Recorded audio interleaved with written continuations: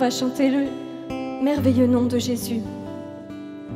Jésus, merveilleux nom, qui est semblable à toi, ô Dieu. Jésus, précieux nom, digne d'hommage.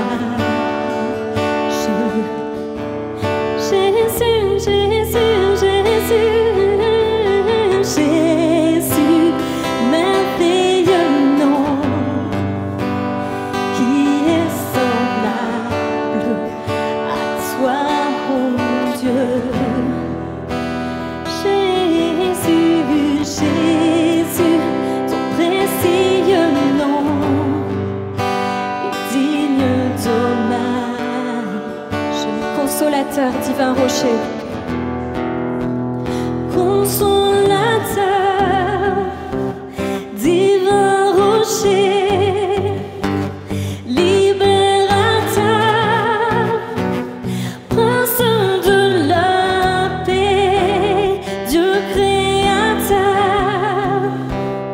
Fils bien-aimé, roi serviteur,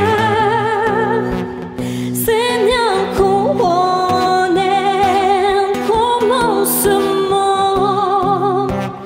ultime fin, soleil levant, étoile du matin, Dieu tout-puissant, Dieu toi saint, sauveur vivant, maître souverain. Oh, oh,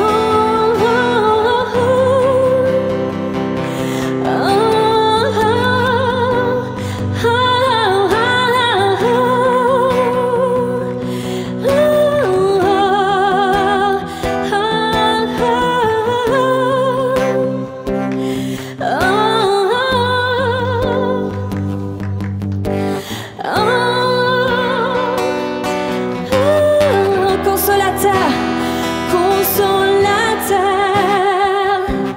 divin rocher, libérateur, prince de la paix, roi serviteur, Fils bien-aimé,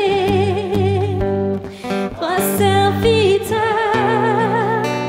Seigneur couronné, commencement, ultime fin, soleil levant, étoile du matin, Dieu tout-puissant, Dieu toi saint, sauveur vivant, maître souverain.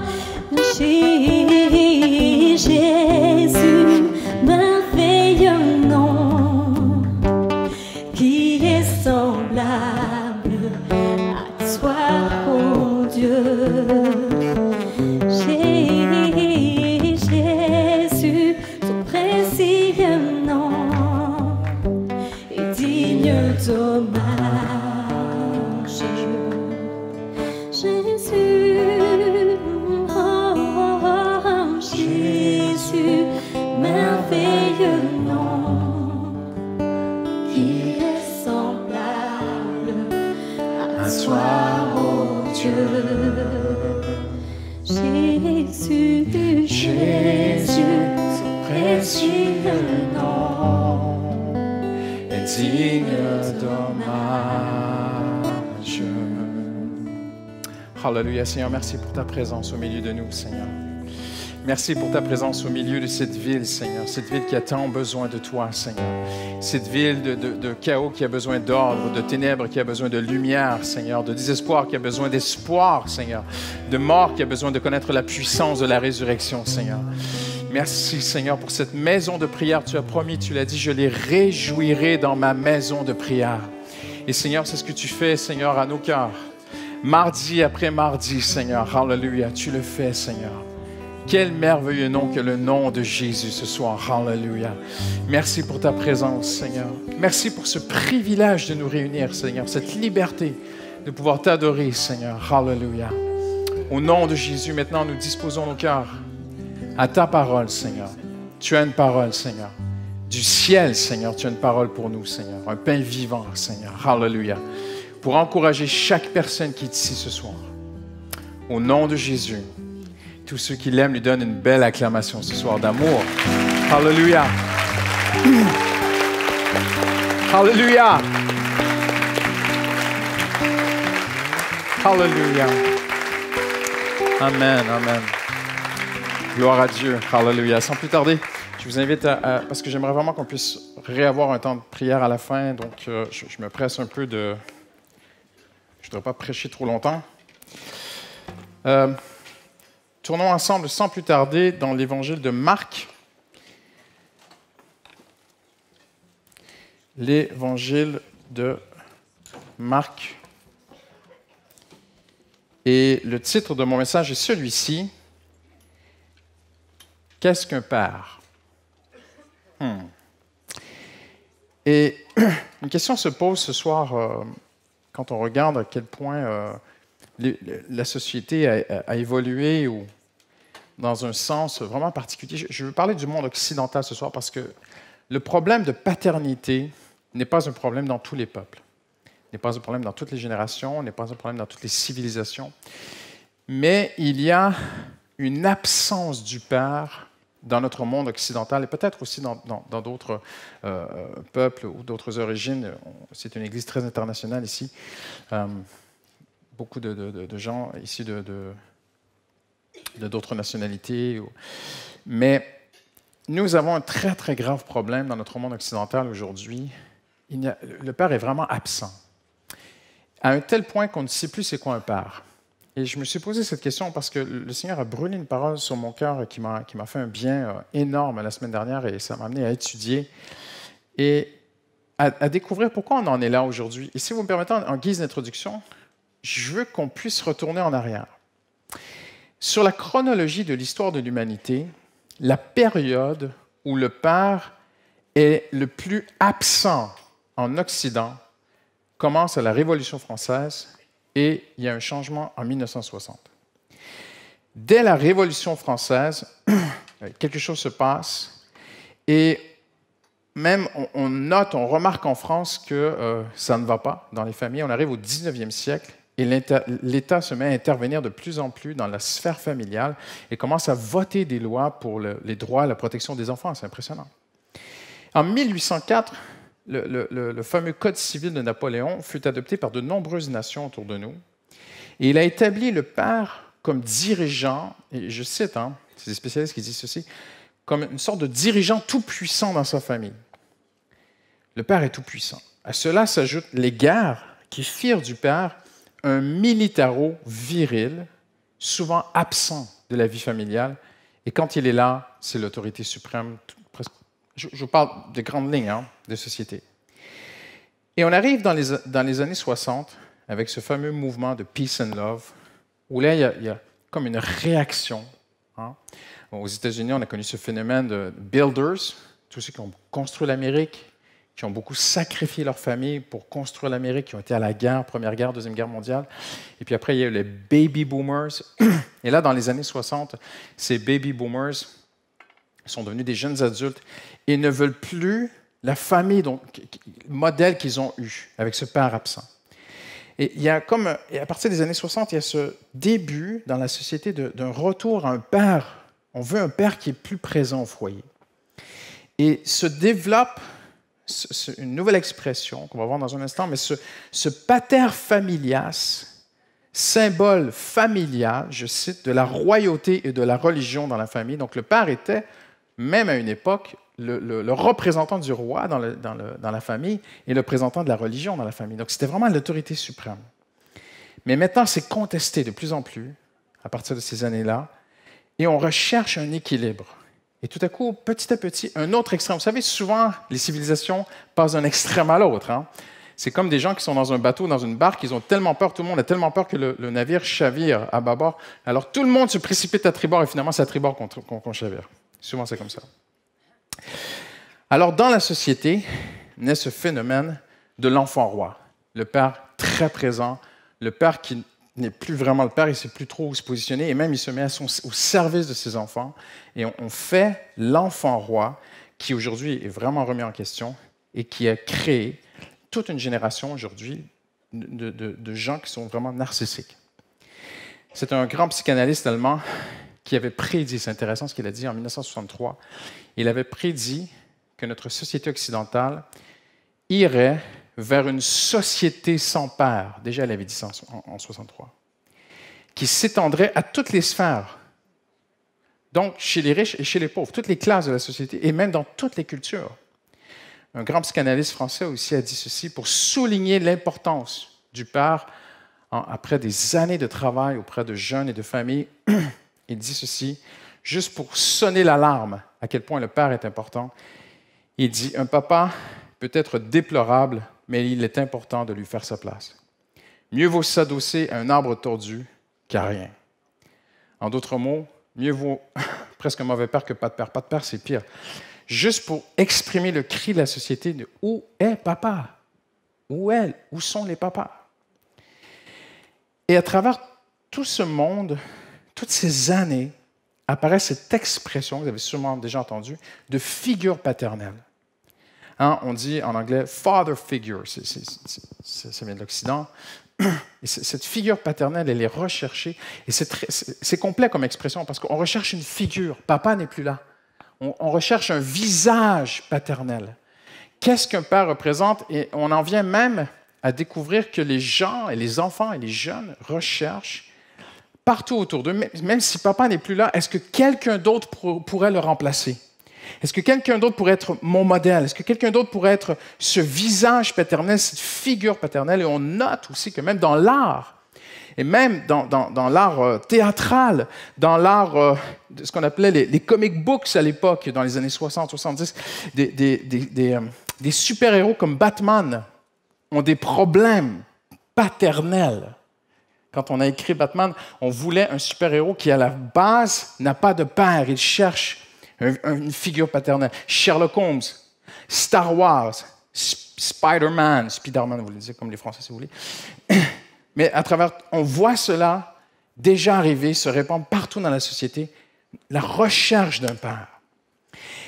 Et on note que l'absence du père avilit, déprécie littéralement la valeur de l'enfant. L'enfant se sent déprécié.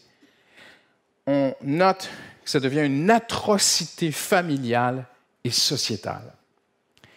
Et nous, les pasteurs, on rencontre régulièrement des gens qui aujourd'hui sont en souffrance, tout simplement à cause de l'absence du papa. Je pense à cette mère de famille qui, après des années de mariage, le papa est parti. Des gens qu'on a aidés, Justine et moi, qui ne sont pas encore venus à Jésus et qui, dès que papa est parti, l'adolescente a complètement flippé. Elle a commencé à faire des crises d'angoisse, à avoir des anxiétés inexplicables, sortir en boîte de nuit, commencer à se droguer, tomber dans les bras de n'importe qui, pour terminer en psychiatrie. Et les psychiatres ne savaient plus où se tourner. Et le petit pasteur essayait juste de lui expliquer, mais c'est parce que papa est parti. Voyez-vous? Sans trop rentrer dans ma vie privée, mais j'ai de la famille au Canada et on a prié pour des membres de notre famille, Justine et moi, l'an dernier, parce qu'on s'est retrouvé avec un jeune dans notre famille qui...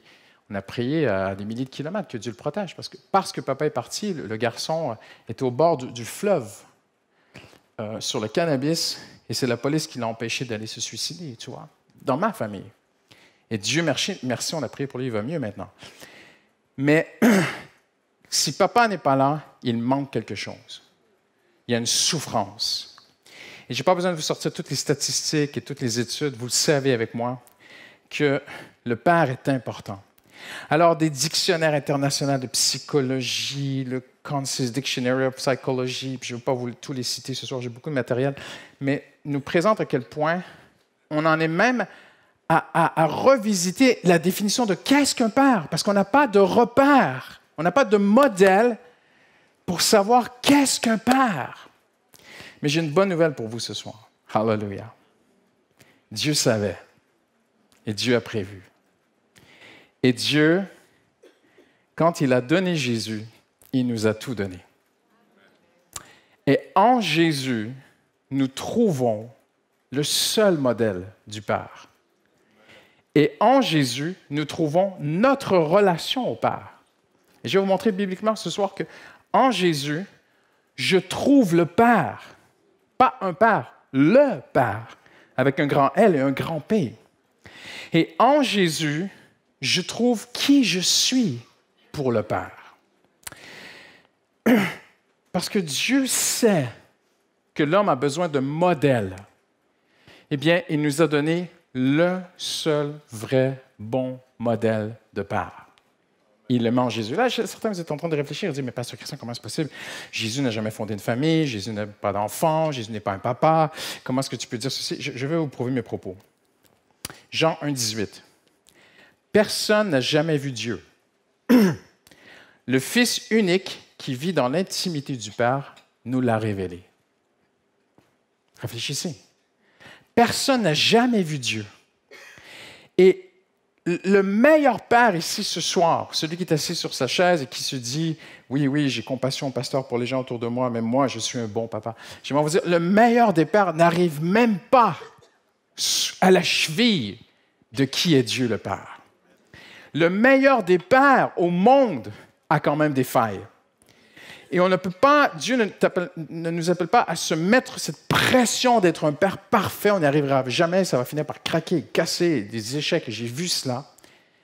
Mais Dieu veut que pour les pères et pour les mères et pour chacun d'entre nous, nous puissions trouver, et celui qui est ici aujourd'hui qui n'a pas eu de père, ou qui a eu un père absent, un père qui te a fait mal. On a vu des atrocités, des horreurs, des pères qui commettaient de l'inceste, qui abusaient leurs enfants, qui battaient leurs enfants, qui faisaient des choses horribles.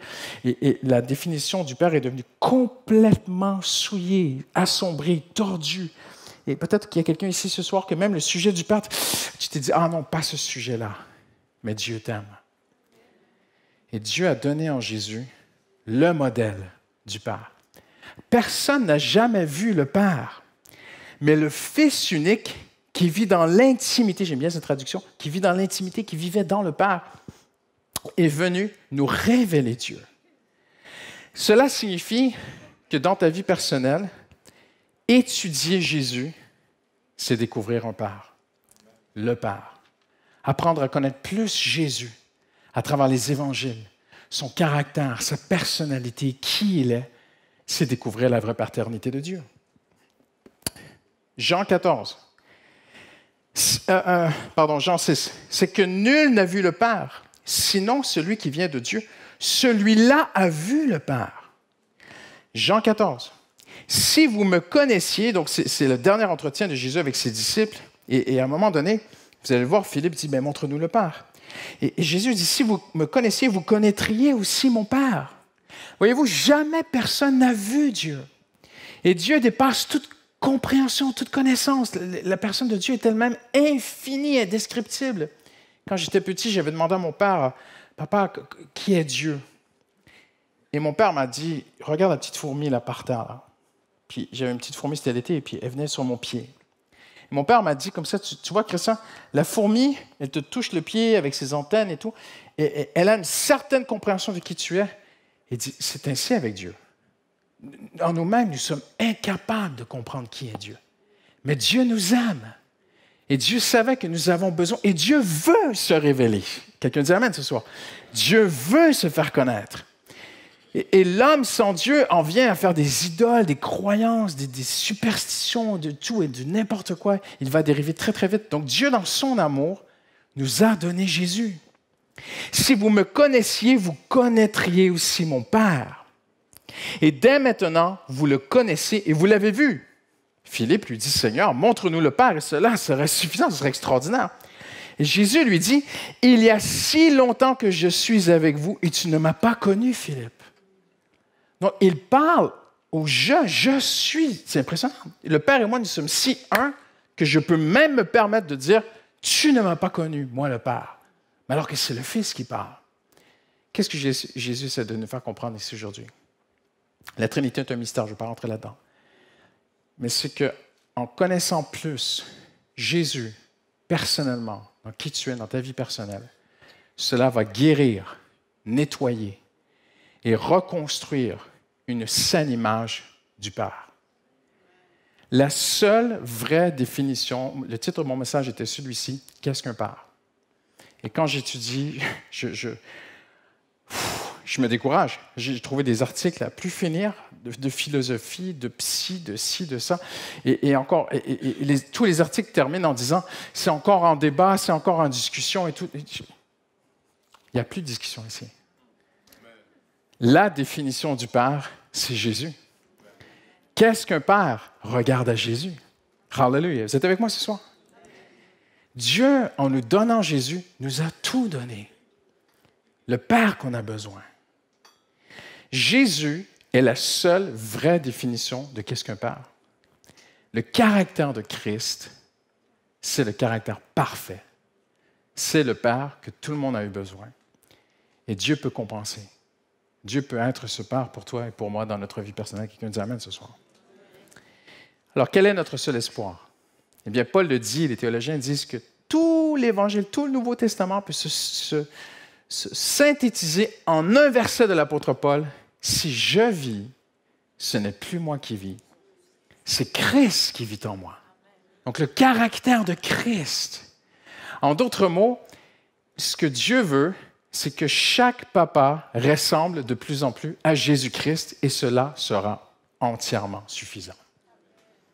Et que chaque personne qui a besoin d'être reconstruite, réédifiée, réexhortée par le Saint-Esprit sur qu'est-ce qu'un Père et qui est le Père, eh bien, en regardant Jésus, en cherchant Jésus, en ayant dans ta vie personnelle des révélations de Jésus, dans sa parole, une parole vivante qui nourrit ton âme, eh bien, la vraie définition du Père va venir dans ta vie. Et la guérison va venir dans ta vie. Hallelujah.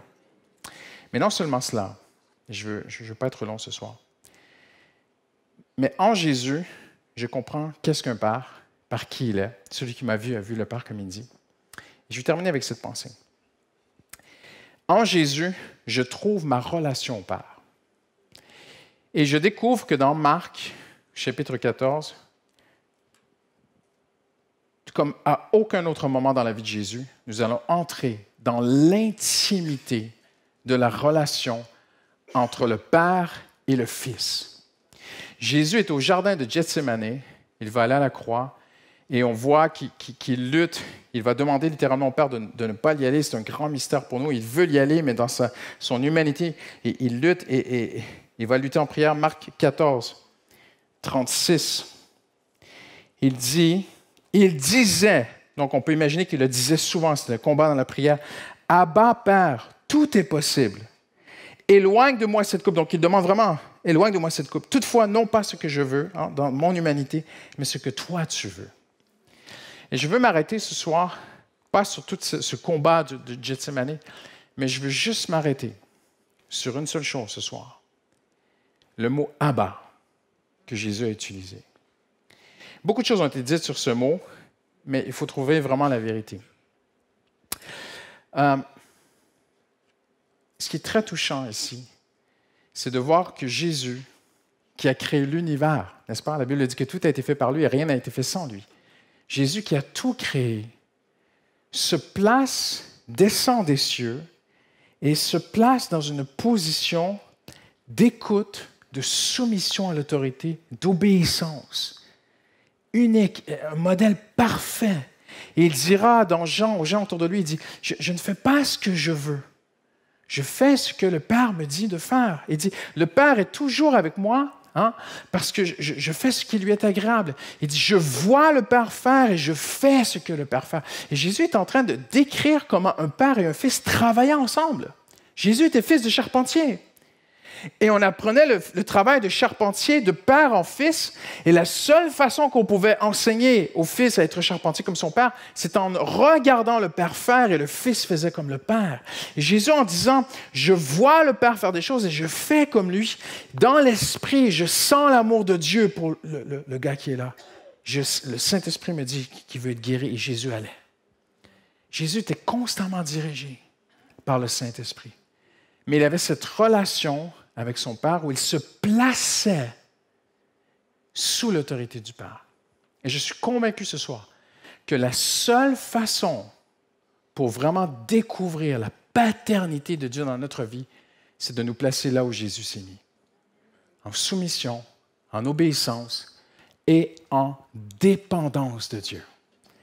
Seigneur, je n'ai pas besoin de forcer les portes, je n'ai pas besoin de forcer les choses, je n'ai pas besoin de forcer la main, je n'ai pas besoin d'user de plus de force d'argumentation.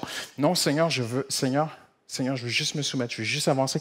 Et qu'est-ce qu'il dit Jésus? Il dit, le Père est avec moi, il ne m'a jamais laissé. Et parce que Jésus obéissait, eh bien, l'onction était là, la faveur était là, la puissance était au rendez-vous, le Saint-Esprit était au rendez-vous. Comprenez-vous ce que je veux dire ce soir? Et quelques instants plus tard, ce Sauveur, ce Christ, ce Jésus qui priait jusqu'au grumeau de sang, faible, et qui dit « Abba, Père ». Et on va le voir dans un instant, qu'est-ce que ça voulait dire vraiment « Abba ». Va se relever avec une telle force. Il s'est placé en dépendance. Il le dit à Pierre, il dit « Ne sais-tu pas que si je veux, j'appelle une myriade d'anges » et c'est terminé. Il l'a dit, Jésus. Mais il a choisi de se placer en dépendance du Père. Pourquoi? Parce il est venu révéler le Père et il est venu aussi révéler un modèle de vie chrétienne pour nous. Vous êtes avec moi ce soir? Donc Jésus est notre modèle de vie chrétienne. Et parce qu'il se place en dépendance, Seigneur, je vais à la croix, je dépends de toi si tu veux. Et permettez-moi d'interpréter sa prière. Et il va dépendre du ciel pour même l'aider à aller à la croix. Et il va se relever et 1000 hommes vont venir l'arrêter. À peu près 1000 hommes. Une cohorte, 700 soldats, plus les gardes du temple, plus les autorités religieuses, plus les voyous, les gens qui étaient... On peut vraiment évaluer près de 1000 personnes. Et la Bible dit que toute cette foule vient vers Jésus. Et il dit, c'est moi. Et la Bible dit que tout le monde tombèrent. Imaginez la puissance qu'il y avait dans sa bouche. Parce qu'il prie Abba, Père. Parce qu'il dit, je me soumets à Dieu. Dieu est au rendez-vous. Le Père est toujours avec moi. Il ne m'a jamais laissé parce que je fais ce qui lui est agréable. Vous êtes avec moi ce soir? Alléluia. C'est tellement simple, tellement la base ce soir. Mais le mot Abba est très intéressant parce qu'il ne pointe pas le terme d'infantiliser les choses, mais plutôt l'intimité avec le Père. Un théologien, Timothy George, a dit ceci, « Abba pointe plus l'intimité sans infantiliser notre relation avec Dieu. » Il y a deux extrêmes invités sur Abba. Une révérence exagérée dans certains milieux. On ne veut pas appeler père, papa. On le voit comme ce père lointain, distant. Il lui faut une grande révérence. Et on ne peut pas imaginer dans certains milieux religieux avoir une intimité avec Dieu. Mais il y a un extrême aussi à éviter. C'est d'entrer dans une relation sentimentale où Dieu est vu comme un papounet. Abba n'a rien à voir avec mon petit papounet. Abba n'enlève rien à la souveraineté, la grandeur, la majesté du Père céleste. Abba était utilisé à tout âge. Certains ont dit, oui, c'est un truc pour les petits. Pas que. On a trouvé des textes dans la Mishnah, dans la littérature juive, des textes de législation, des textes d'héritage, où des adultes ont utilisé le terme en écrivant sur des témoignages écrits, en remerciant leur Abba pour leur avoir confié un héritage. Des hommes adultes. C'était un terme de complicité entre père et fils quand ils faisaient des affaires ensemble. Un homme qui était loin de son père ne l'appelait pas Abba, mais un homme qui était complice avec son père l'appelait Abba à tout âge. Mais c'était aussi un terme pour les enfants. C'est un terme pour... le mot, on croit même, les spécialistes croient même que le mot est arrivé dans la langue parce qu'il était si facile à dire que dès les premiers mots de l'enfant, c'était facile pour un enfant de dire « Abba »,« Abba », parce qu'on voulait que l'enfant puisse appeler son père. Alors, Abba est venu. Et Abba n'est pas seulement... Parce qu'on va le voir en conclusion, mais dans Romains, Paul dit que le Saint-Esprit est en nous et il crie Abba. Mais ce n'est pas juste un cri quand tout va mal, c'est aussi un cri de joie. C'était aussi l'enfant qui voyait son père peut-être rentrer de voyage à l'époque, ou rentrer du travail, ou rentrer des champs, et papa est là. Tous les papas qui ont dit, moi j'ai trop aimé cette période dans ma vie, maintenant c'est terminé, mes filles, elles vont voir, Rebecca est allée voir son mari à la place, ouais, ça c'est une chose. Mais j'aimais trop, je savais, je sortais de ma voiture, et c'est un moment, hein, Léandro, t'étais encore là. Et puis, tu rentres chez toi, les petits viennent, ils te prennent les jambes. Papa! C'était aussi un terme de joie.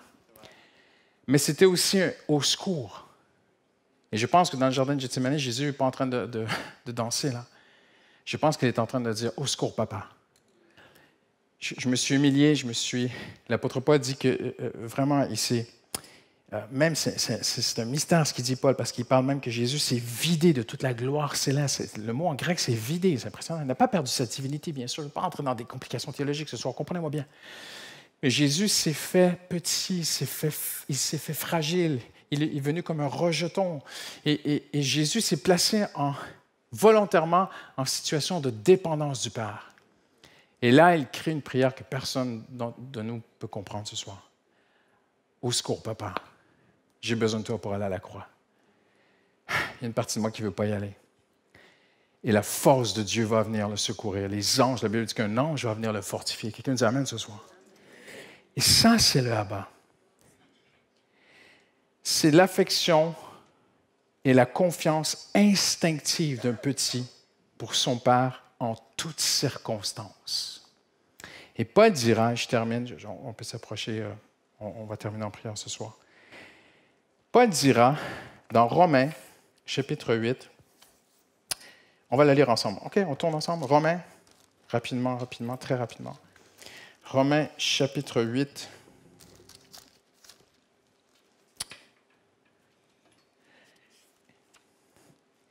Verset 15, le 15e verset, il dit « Vous n'avez pas reçu un esprit d'esclavage pour être encore dans la peur ou la crainte, mais vous avez reçu un esprit d'adoption par lequel nous crions « Abba, Père ».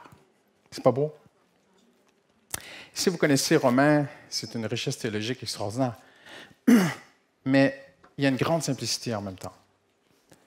Romains 7, c'est l'esclave. L'esclavage. Et Romains 7, c'est intéressant. Il y a cette dualité de loi à l'intérieur de lui. Il est pris par le péché et il s'exprime. Il dit, je fais, le mal habite en moi, je fais ce que je ne veux pas. Ma nature propre, j'ai la volonté de faire le bien, mais je ne parviens pas à l'accomplir. Et vous connaissez ces textes, les chrétiens de longue date. Et il y a Romains 7, c'est l'esclave. Et Romains 8, c'est l'adoption. Et Paul utilise pardonnez-moi, une image de l'époque. À l'époque, ce que Paul est en train de décrire, c'est extraordinaire. C'est un homme enchaîné qui devient adopté et héritier. Nous n'avons pas reçu un esprit de peur qui nous ramène dans l'esclavage du péché, mais un esprit d'adoption par lequel nous crions, l'Esprit de Dieu en nous crie « Abba, Père ». Donc, l'Esprit de Dieu cherche à faire un travail dans ta vie et dans ma vie. Vous savez c'est lequel? De m'amener à cette relation avec le Père. Le Saint-Esprit travaille à t'amener et à m'amener dans la même relation que Jésus avait avec son Père. La même intimité. Gratuite par le sang de Jésus à la croix. C'est payé. Nous pouvons, à notre tour, marcher avec le Père comme Jésus a marché avec le Père. Nous pouvons crier « Abba, Père ». Tu peux avoir la simplicité d'être un enfant de Dieu. Et le Saint-Esprit travaille en nous ce cri « Abba, Père ». Cette simplicité, d'arriver à cette intimité avec Dieu. À l'époque des Romains, dans la civilisation romaine, quand une femme accouchait, on ne lavait pas le bébé, on attendait plusieurs jours, on attendait 8 ou 9 jours. Et c'est impressionnant parce que dans les commandements de Dieu, le 8e jour, il y avait la circoncision de l'enfant. Et on attendait à peu près 8-9 jours. Et le 9e jour, on faisait une cérémonie spéciale où on amenait le bébé nouveau-né, non lavé, devant la maison. On réunissait des gens et on posait l'enfant nouveau-né sur le sol. Et tout le monde attendait la réaction du père. Et le père choisissait à ce moment-là s'il gardait ou s'il tuait l'enfant. Impressionnant, hein? Vous pouvez vérifier mes dires ce soir. Et si le père, c'est arrivé, même dans le droit romain, ce qu'on appelle la loi des 12 tables permet au père de famille de tuer l'enfant qu'il réprouve. Mais si le père voulait garder l'enfant, il prenait le nouveau-né, imaginez, qui est sorti du sein de sa mère, qui n'est pas lavé, il le prenait des bras, il fallait qu'il le tire avec les bras, comme ça, c'est une cérémonie. Il le serrait contre lui. Une fois qu'il avait pris l'enfant dans ses bras, toute la famille savait que le petit qu'il tenait était maintenant héritier de tout ce que le père possédait. Et on le remettait, et il était après lavé et éduqué dans les voies de son père. C'était l'enfant héritier. C'est très intéressant parce que dans l'Ancien Testament, dans Ézéchiel, on n'a pas le temps ce soir, mais Dieu parle à Israël de cette façon. Il dit, je t'ai trouvé comme un bébé qui était un bébé nouveau-né qui a été jeté dans les champs parce que ça se faisait à l'époque.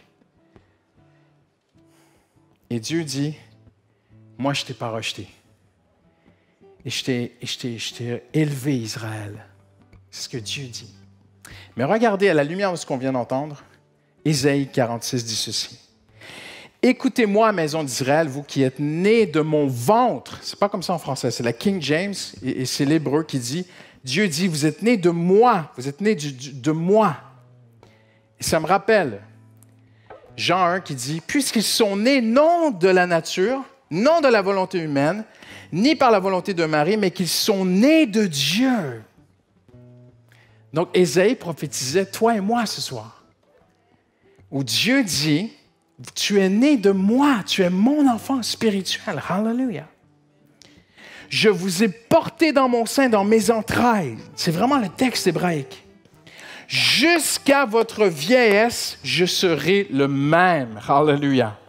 Jusqu'à vos cheveux blancs, je vous soutiendrai. Et on peut traduire, je vous relèverai, je vous tirerai vers le haut. Impressionnant comme texte.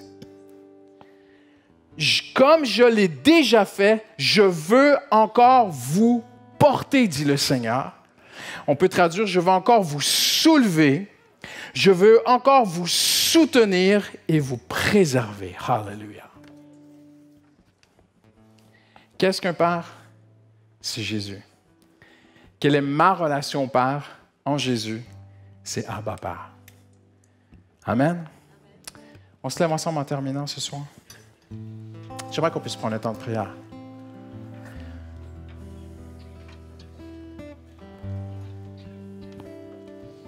Hallelujah.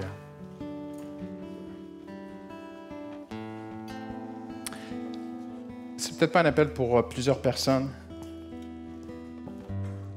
mais peut-être y a-t-il une personne ici ce soir. Et je priais cet après-midi, j'étudiais et je voyais ce temps de prière. Où ta relation avec ton Père t'a vraiment blessé. Je ne veux pas t'exposer en public, je ne veux pas te livrer en spectacle, mais le Seigneur veut guérir ton cœur. Vraiment guérir ton cœur. Et lui seul peut le faire. Et je parle en connaissance de cause.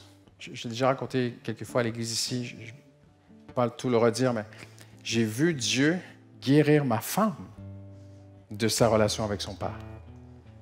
Et que beaucoup de dysfonctionnements étaient découlés. Et vous savez comment Dieu a guéri ma femme? En lisant la Bible, c'est impressionnant. Les larmes coulaient sur ses joues et elle découvrait le Père céleste. Et ma femme entendit la voix de Dieu dans son cœur lui dire, « Je suis ton Père, moi, celui que tu n'as jamais eu, c'est moi ton Père. » Et je vous le dis, aujourd'hui, ça fait presque 30 ans que je suis marié avec elle, Dieu a vraiment guéri ma femme. Et Dieu guérit ceux qui viennent à lui. Amen. Alors, je ne veux pas faire d'appel devant, parce que c'est quelque chose de tellement personnel. Je vais demander à tout le monde de baisser la tête un instant, juste en priant. Hallelujah. Et là où tu es, que tu puisses reconnaître peut-être ce soir qu'il y a des blocages dans ta vie, que quelque chose est arrivé, quelque chose a manqué, peut-être que papa est parti. C'est tellement personnel, c'est tellement entre Dieu et toi ce soir. Hallelujah. Mais que tu puisses juste demander à Dieu, là où tu es, Seigneur, révèle-moi le Père. Hallelujah. Dans mon cœur, Seigneur, dis-lui maintenant, Seigneur, guéris-moi. Guéris-moi. Vous savez comment Dieu nous guérit? Ils connaîtront la vérité les rendra libres. Vous savez comment Dieu nous libère du passé? Ils connaîtront la vérité les rendra libres. Tu sais comment Dieu te libère de beaucoup de choses? Ils connaîtront la vérité les rendra libres. Et la seule façon, c'est de connaître la vérité. Il faut une révélation dans ton cœur ce soir. Hallelujah. Demande à Dieu ce soir. Dis-lui, Seigneur, j'ai besoin que tu me révèles Jésus. Comme jamais. Hallelujah. J'ai besoin de cette intimité avec Dieu. Hallelujah.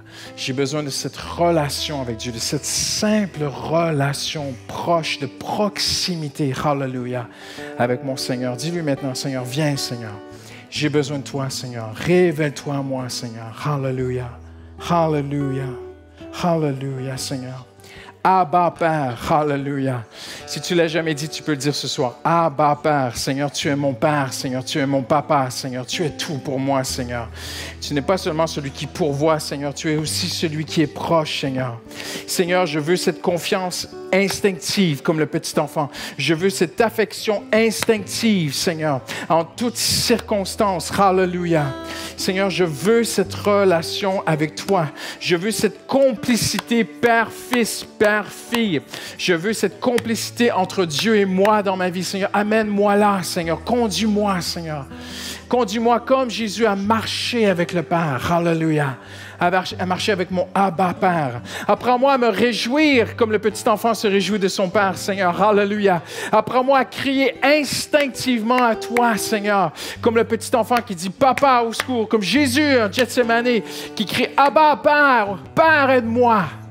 Et le Père vient au secours du Fils. Hallelujah. Seigneur Jésus, hallelujah. Seigneur, on se place devant toi, Seigneur. On va juste chanter ce chant. Amen. Tu peux. Hallelujah. Abba, Père, je suis émerveillé, saisi par l'immensité de ton amour pour moi. Abba, Abba, Père, si grande est ta tendresse, ton cœur est grand ouvert et je viens plonger dans tes bras. Abba, Abba, Père, je suis émerveillé, saisi par l'immensité de ton amour pour moi. Abba, Abba, Père, Hallelujah. grande est ta tendresse, ton cœur est grand ouvert et je viens plonger dans tes bras.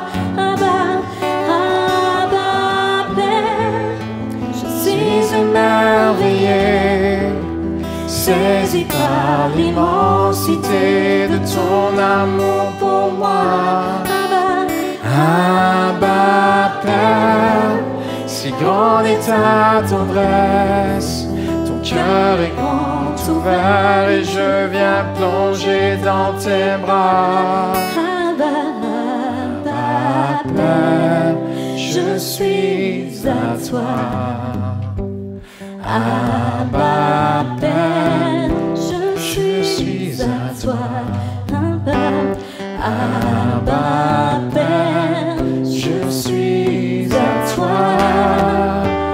Abba, Père, je suis à toi.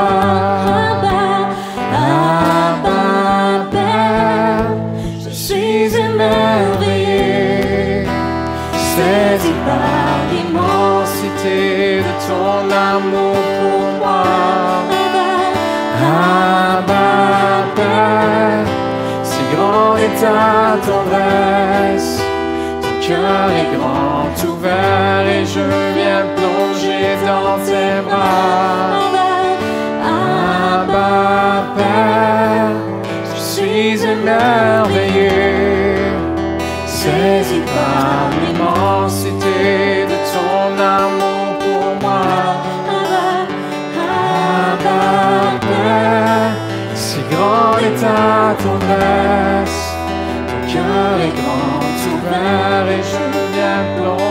dans tes bras. Je suis à toi. Abba, Père, je suis à toi. Abba, Père, je suis à toi. Abba, Père, je suis à toi. Hallelujah. Juste dire ceci en terminant ce soir. Personne n'a parlé de Dieu. Et personne n'a représenté Dieu comme le Père autant que Jésus dans ses enseignements. Personne n'a fait. Personne. Je n'ai pas le temps ce soir de rentrer dedans. J'ai tellement de notes, j'ai sauté beaucoup de choses. Je ne prends pas le temps de nuancer. Je vais directement au but ce soir. Jésus est venu présenter son Dieu le Père comme Père parce que le peuple était pris dans la religiosité. Parce que Dieu était distant. Et quand le Père est loin, on fait tout pour lui être agréable. Mais quand on est dans les bras du Père, on cherche... Oui, bien sûr, on veut être agréable à Dieu. Mais c'est fait, en fait, c'est accompli. En Jésus, par le sang de Jésus, nous sommes agréables à Dieu par la foi. Amen. Et Dieu va nous changer, Dieu va marcher avec nous, Dieu va nous fortifier, Dieu va nous rendre capables. Il faut rester dans les bras du Père. Mais je veux juste dire ceci ce soir. Je priais cet après-midi et c'est pour quelqu'un. Quand j'ai dit l'histoire de l'enfant sur le sol, ça a été instinctif, instantané. Dans ton cœur, tu as dit, c'est moi. C'est moi. C'est moi le petit qui a été laissé au sol. Peut-être pas physiquement, mais c'est comme ça que tu te sens face à ton Père. Il est parti et je me sens comme le petit au sol. Je me sens comme un petit nouveau-né qui a été abandonné. J'aimerais te dire une chose. Hallelujah. Dieu est là. Et le Père que Dieu représente dans le prophète Ézéchiel, qui vient, Dieu dit, je t'ai vu comme un bébé nouveau-né abandonné dans les champs. Et Dieu dit, je suis venu et je t'ai sauvé.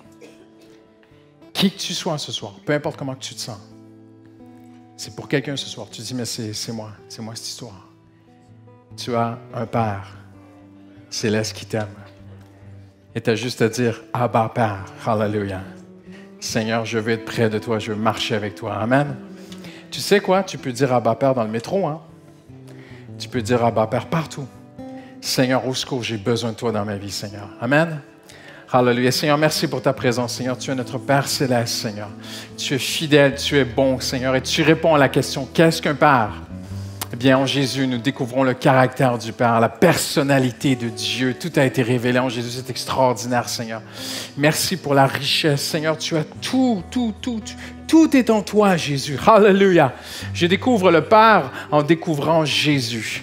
Je découvre ma relation avec le Père dans la relation de Jésus avec son Père. Jésus qui criait Abba Père. Maintenant, c'est le même esprit qui habite en moi et qui travaille en moi pour que l'Esprit de Dieu crie en nous Abba Père. Il veut que je t'appelle Papa Céleste. Mon Père, cette proximité, cette intimité avec Dieu. Hallelujah. Pas une intimité qui est méritée, une intimité qui a été gagnée à la croix par Jésus-Christ. Seigneur, merci pour ton amour. Tu nous accompagnes à la maison. Tu nous fortifies dans notre foi par ta parole, Seigneur. Au nom de Jésus, nous avons prié. Et tous ceux qui l'aiment disent Amen ce soir. Amen. Hallelujah. Merci, Seigneur, pour ta parole.